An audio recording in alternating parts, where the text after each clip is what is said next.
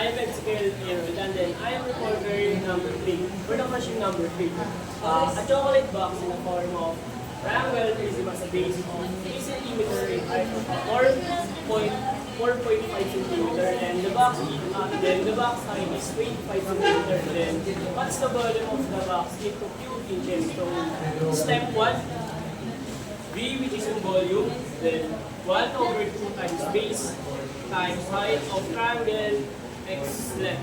So this is the formula that I will use to get this answer. So given base of triangle equals 3 centimeter, height of triangle equals 4.5 centimeter, then length of this equals box height, which is yung 25 is nanggaling ko siya sa height, then kinapit ko lang po, then nilipat ko siya dito, then 25 centimeter, which is yung volume, V equals 1 over 2 times V times 4.5 times 25 is 6.75, then times 25, then kapag po 6.75 times 25, ito po lalabas sa sagot.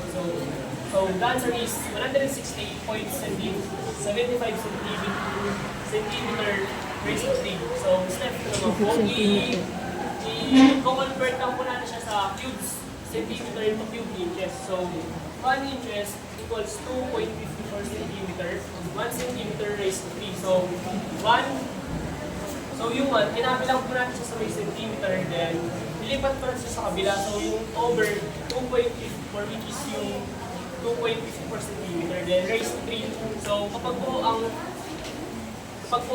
pinag po na din, ang lalabas po natin is 0.06, then dito naman po sa pangatlo, 168.75 centimeter, which is, ito po siya dito, nanggaling po sa, tinayin po natin siya dito, dito po yung lumabas, kinapit natin sa baba, which is 168.75 centimeter raised to 3 times 0. Which is dito, 0.061037.